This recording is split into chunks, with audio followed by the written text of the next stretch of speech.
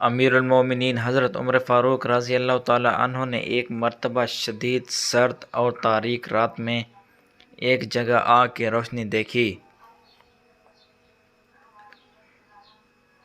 چنانچہ وہاں تشریف لے گئے۔ ساتھ جلیل القدر صحابی حضرت عبد الرحمن بن عوف بھی تھے۔ حضرت عمر فاروق رضی اللہ تعالیٰ عنہ نے آگ کے پاس ایک عورت کو دیکھا جس کے 3 بچے زاروں قطار رو رہے تھے۔ ایک بچہ کہہ رہا تھا کہ امی جان، ان آنسوں پر رحم کھاؤ اور کچھ کھانے کو دو۔ دوسرا بچہ یہ کہہ رہا تھا کہ امی جان، لگتا ہے بھوک سے جان چلی جائے گی۔ تیسرا بچہ یہ کہہ رہا تھا کہ امی جان، کیا موت کی آغوش میں جانے سے پہلے مجھے کچھ کھانے کو نہیں مل سکتا؟ حضرت عمر بن خطاب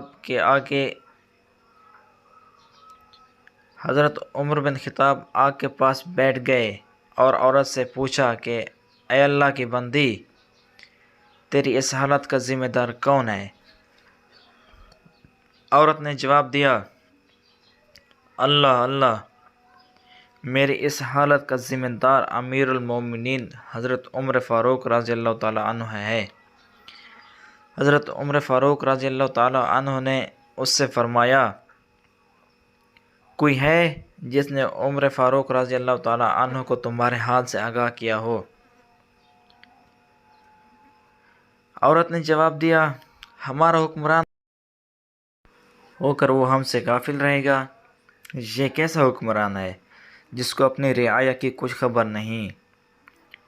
یہ جواب سن کر حضرت عمر فاروق رضی اللہ تعالی عنہ راتوں رات مسلمانوں کے بیت المال گئے اور دروازہ کھولا۔ بیت المال کا محافظ چوکیدار بولا، خیر تو ہے امیر المومنین؟ حضرت عمر فاروق رضی اللہ تعالی عنہ نے اس کا کوئی جواب نہیں دیا اور آٹے کی ایک بوری، گھی اور شہد کا ایک ڈبہ بیت المال سے نکالا اور چوکیدار سے فرمایا، انہیں میری پیٹھ پر لاد دو۔ چوکیدار نے کوشش کی کہ امیر المومنین کا تیار کردہ سامان خود اپنی پیٹھ پر لاد لے، لیکن امیر المومنین نے سختی سے انکار کیا اور اس سے یوں مخاطب ہوئے، یہ سامان میری پیٹھ پر لاد دو، کیا قیامت کے روز تم میرے گناہوں کا بوجھ اٹھاؤ گے؟ یہ کہہ کر حضرت عمر فاروق رضی اللہ تعالی عنہ نے آٹا، گھی اور شہد اپنی پیٹھ پر لاد دیا۔ جب اس عورت کے پاس پہنچے تو آگ کے پاس بیٹھ گئے اور ان بچوں کے لیے کھانا پکایا۔ جب کھانا تیار ہو گیا تو اس میں گھی اور شہد ملایا اور اپنے مبارک ہاتھوں سے بچوں کو کھانا کھلایا۔ یہ منظر دیکھ کر ان یتیم بچوں کی ماں کہنے لگی، قسم اللہ کی، تم عمر سے کہیں زیادہ منصب خلافت کے اہل ہو۔ حضرت عمر فاروق رضی اللہ تعالی عنہ نے اس سے فرمایا، اے اللہ کی بندی، کل عمر کے پاس جانا، وہاں میں ہوں گا اور تمہارے معاملات کے متعلق اس سے سفارش کروں گا۔ یہ کہہ کر حضرت عمر فاروق رضی اللہ تعالی عنہ واپس آ گئے اور ایک چٹان کے پیچھے آ کر بیٹھے رہے اور ان بچوں کو دیکھنے لگے۔ حضرت عبد الرحمن بن عوف نے حضرت عمر فاروق رضی اللہ تعالی عنہ سے کہا، واپس چلتے ہیں کیونکہ رات بہت ہی ٹھنڈی ہے۔ حضرت عمر فاروق رضی اللہ تعالی عنہ نے فرمایا، اللہ کی قسم، میں اپنی جگہ کو اس وقت تک نہیں چھوڑوں گا جب تک ان بچوں کو ہنستا ہوا نہ دیکھ لوں جیسے میں نے آتے وقت انہیں روتے ہوئے دیکھا تھا۔ جب اگلے روز سورج طلوع ہوا تو ان یتیم بچوں کی ماں دربار خلافت میں گئی۔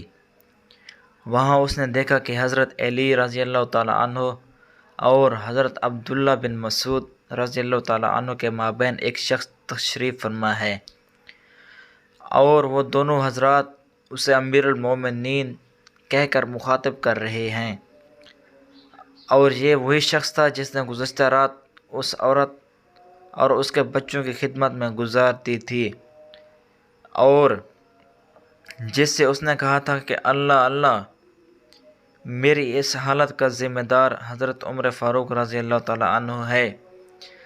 چنانچہ جب عورت کی نگاہ اس حضرت عمر فاروق رضی اللہ تعالیٰ عنہ پر پڑی تو گویا اس کے پاؤں تلے سے زمین کھسک گئی۔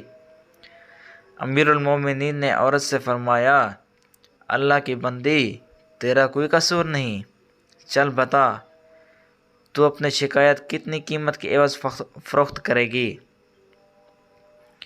عورت گویا ہوئی معافی فرمائیں، اے امیر المومنین، حضرت عمر فاروق رضی اللہ تعالیٰ عنہ نے فرمایا، قسم اللہ کی، اس جگہ سے ہٹ نہیں سکتی جب تک کہ میرے ہاتھ اپنی شکایت بیچ نہ دو۔ بالآخر حضرت عمر فاروق رضی اللہ تعالیٰ عنہ نے اس بیوہ خاتون کی شکایت اپنے مال خاص سے 600 درہم کے عوض خرید لی اور حضرت علی بن طالب کو کاغذ قلم لانے کا کہا اور یہ تحریر قلم بند کرائی۔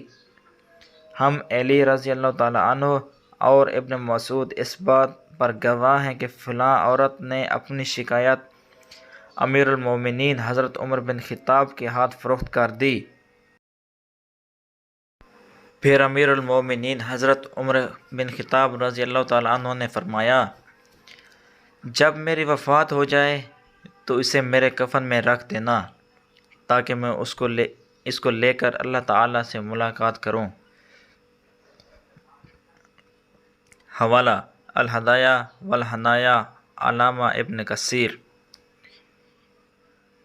نہ جانے کب سے بیٹھی ہوں جلا کر آگ چولہے میں، نہ جانے کب سے بیٹھی ہوں جلا کر آگ چولہے میں، بڑے سے دیگچے میں پھر بہت سا پانی ڈالا ہے، کبھی چمچ چلاتی ہوں کبھی ڈھکن ہٹاتی ہوں، مگر پتھر نہیں گلتے، میرے سب بچے بھوکے ہیں،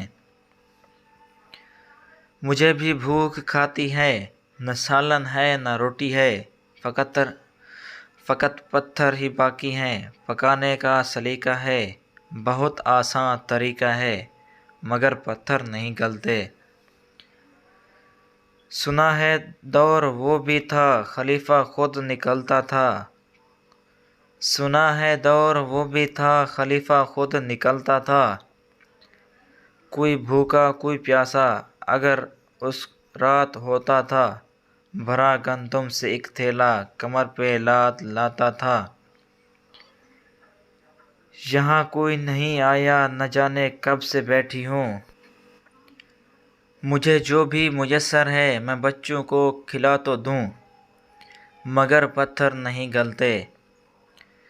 اللہ ہمیں حضرت عمر فاروق رضی اللہ تعالیٰ عنہ جیسا حکمران عطا کرے اور ہمیں اس قابل بنائے کہ ہم اس کی قدر کر سکیں۔ آمین ثم آمین۔